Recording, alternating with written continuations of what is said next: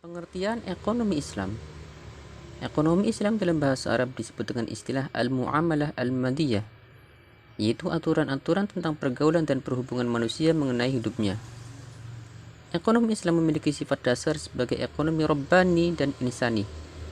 Rabbani karena syarat dengan arahan dari nilai-nilai ilahiyah, sedangkan insani karena sistem ekonominya dilaksanakan dan ditunjukkan untuk kemakmuran manusia. Prinsip-prinsip ekonomi Islam. Menurut Muhammad Syafi'i Antonio, prinsip-prinsip dalam ekonomi Islam adalah yang pertama, pemilik mutlak segala sesuatu yang ada di muka bumi adalah Allah Subhanahu wa taala.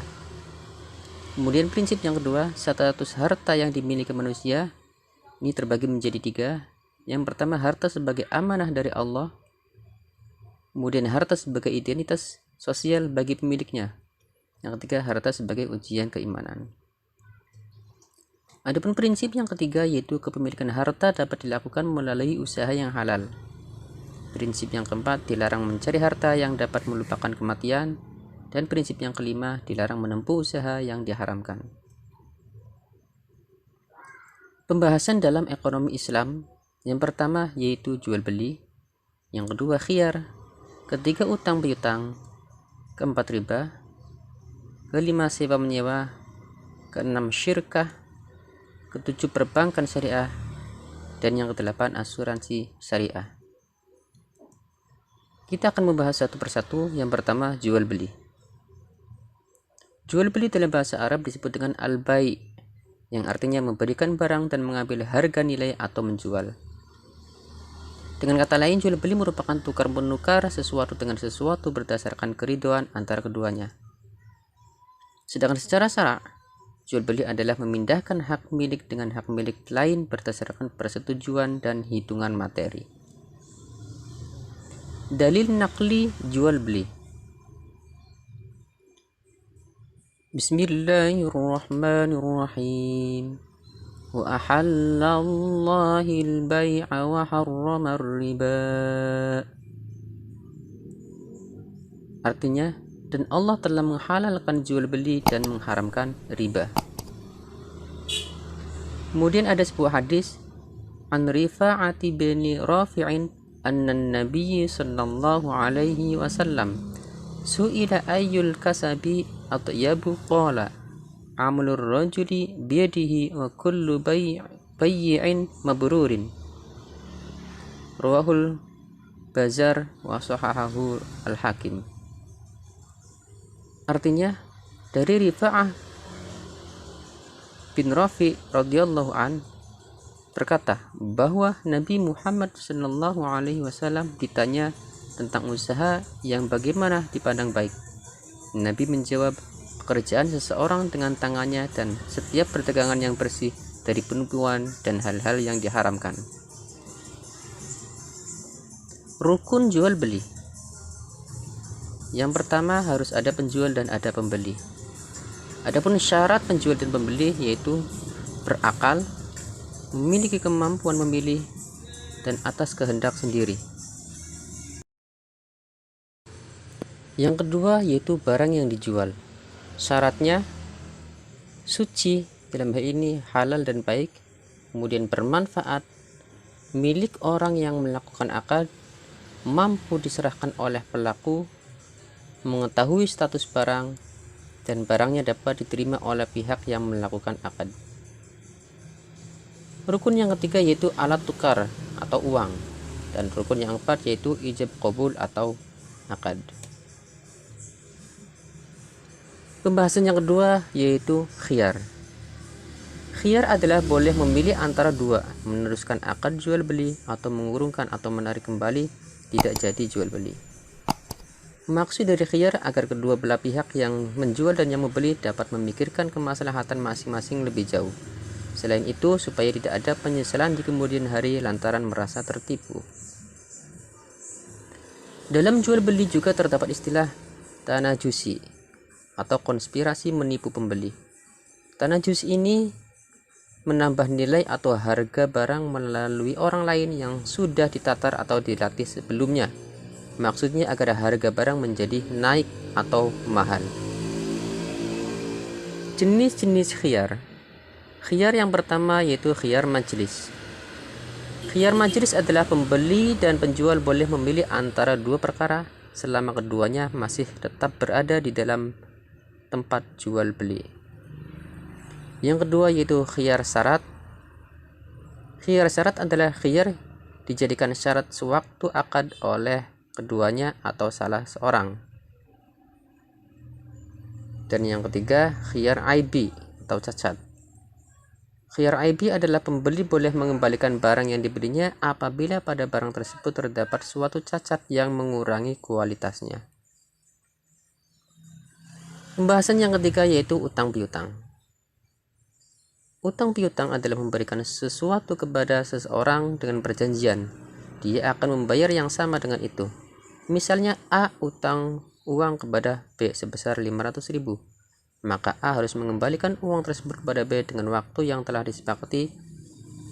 Adapun dasar hukum dari utang piutang adalah Bismillahirrahmanirrahim. Wa ta'awanu 'alal birri wattaqwa wa la ta'awanu 'alal itsmi wal 'udwani wattaqullah innallaha syadidul 'iqab. Shadaqallahul 'adzim. Artinya, dan tolong menolonglah kamu dalam mengerjakan kebajikan dan takwa, dan jangan tolong menolong dalam berbuat dosa dan permusuhan. Bertakwalah kepada Allah, sungguh Allah sangat berat siksanya. Quran Surat Al-Ma'idah ayat 2.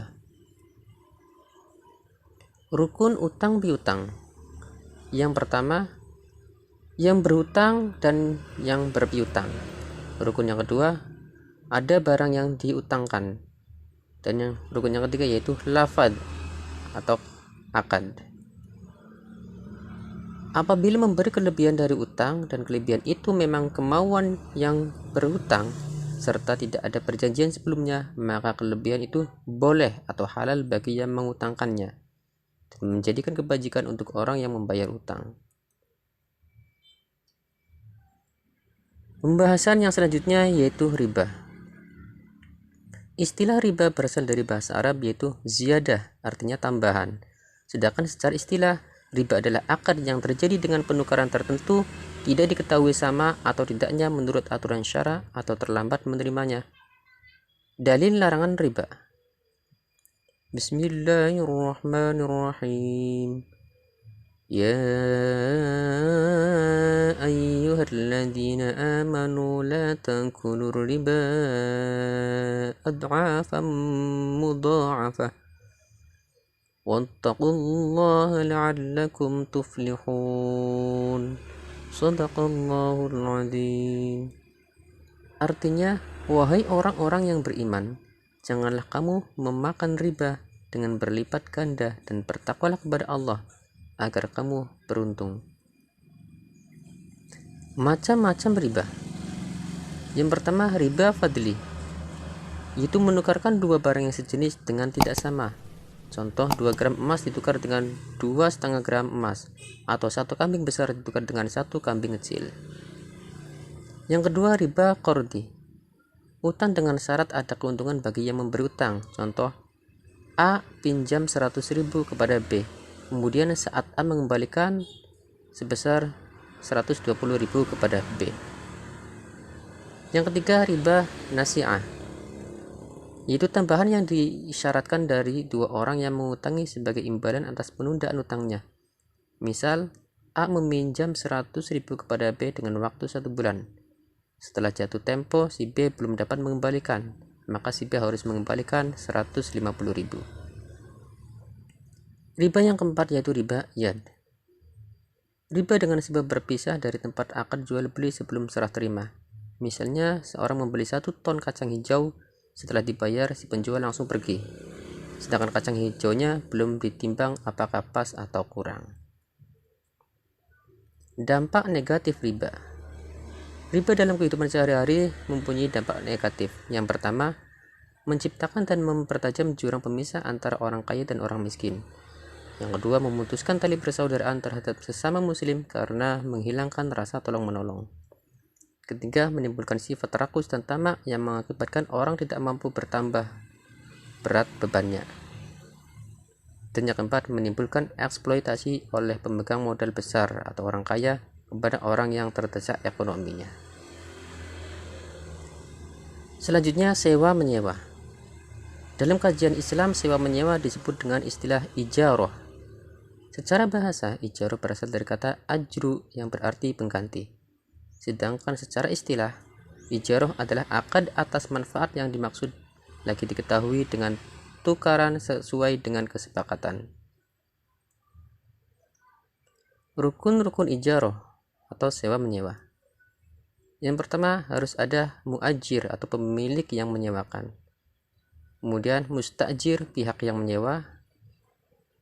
Antara muajir dan mustajir harus memenuhi beberapa syarat, yaitu berakal, baligh atas kehendak sendiri dan bukan dipaksa, dan keduanya tidak bersifat mubadir.